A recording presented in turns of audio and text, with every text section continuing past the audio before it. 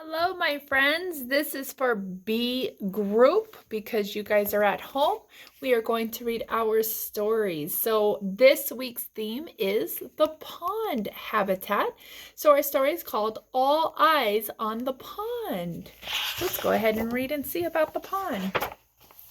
Here and there around this pond, countless eyes watch what goes on. Listen, they're all calling you. Come closer, look, come see my view. So this is what a pond looks like. It's water that is not linked to an ocean body. And a lot of times it relies on rainwater to fill it, to keep it full. A world of water multiplies within the eyes of dragonflies, whose gazes are like kaleidoscopes that spy atop the cattail slopes. That was a tongue twister, huh? So this is a dragonfly right there. And this is what his face looks like. That's his eyeballs up there. And the dragonfly is just like the spider. They can see a whole bunch of the same thing. The snapping turtle sometimes sees the muddy deep, sometimes the trees, and sometimes nothing but inside the painted shell where it can hide. So look at that. That's a snapping turtle. I wouldn't want to get my fingers in there, huh? From where the spider always clings, the view is largely tangled things dangling in the crisscross strands that weave the windows where it stands. So lots of insects, spiders, and the spiders catch insects to eat, like the flies. They really like flies. Moths. What they can lift and what they can't directs the life of every ant. Tonic picnic crumbs they've found to store in tunnels underground. So this is ants. Look at how their house looks underground. So this is where we walk up here, and then they make all these tunnels underground, and when they get food, they store them in certain areas. Pretty cool, huh? The snail sees simply what it's on as it glides up a stalk or fawn.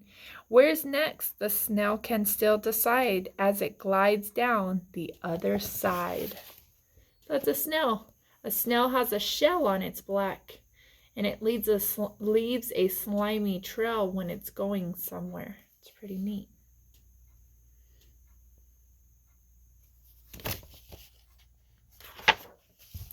The water striders walks the shine where air and water form a line. What's above, what's down below, it never has the chance to know. So these bugs can actually stay on the surface of the water. Pretty cool, huh? Then they risk having the fish come up and try to eat them.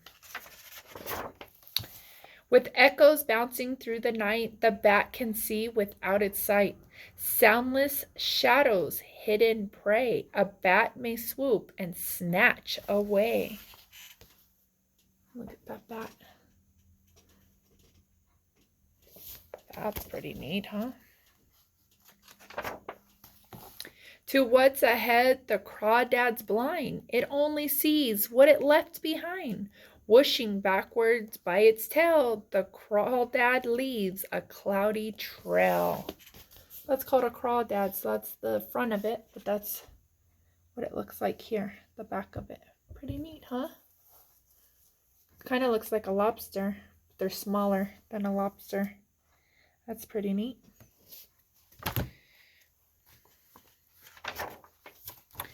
Peering towards the breezy air where clouds are what the branches bear. The bluegill watches at the brink, the filtering things it hopes will sink.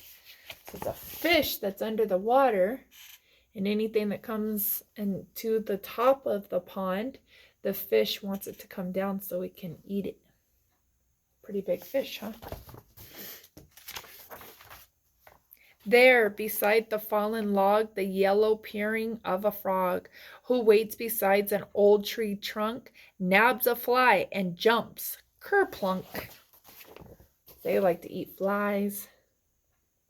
So he'll sit up here and he'll use his tongue and flick it out and grab something to eat. Then when he's done, he can also swim in the water. Pretty neat, huh?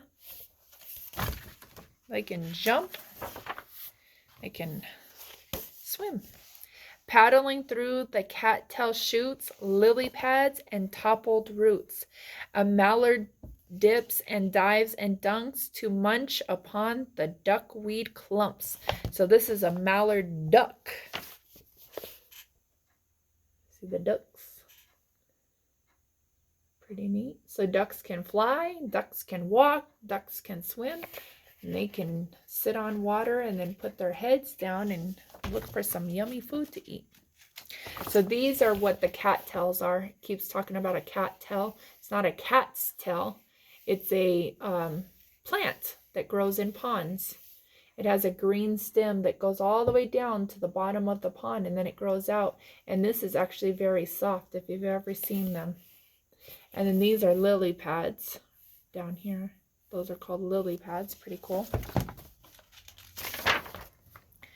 Chittering swallows skitter so fast and skim the waves as they soar past. Keeping an eye on all that afloats, a branch, a beetle, an anchored boat.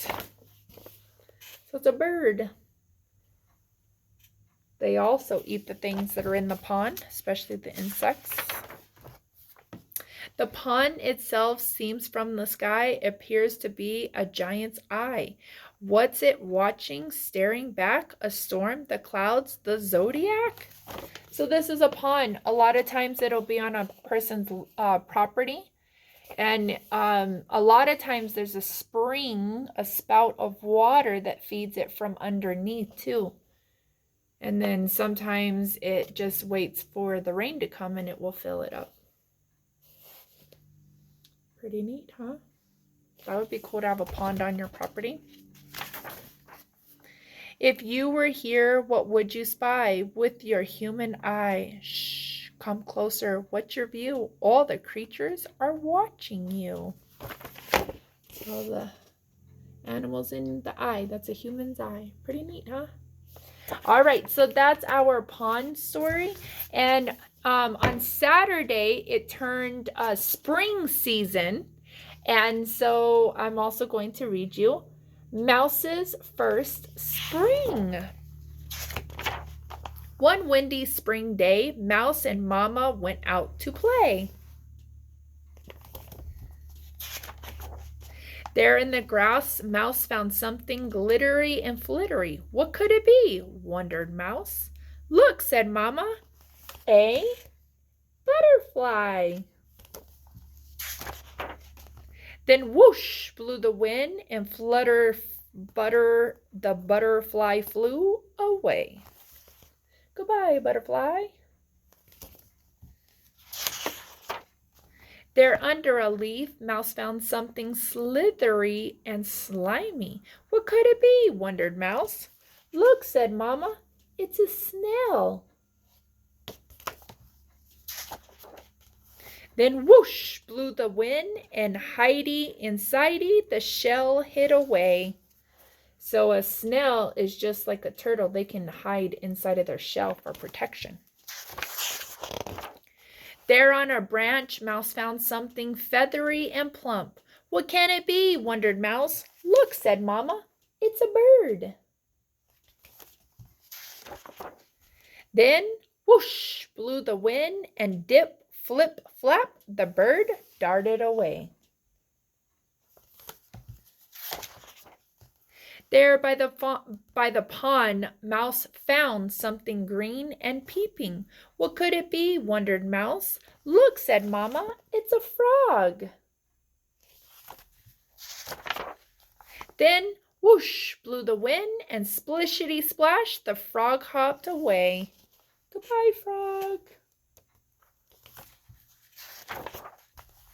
There in the dirt, Mouse found something pink and wiggly. What could it be? Wondered Mouse. Look, Mama said, it's a worm.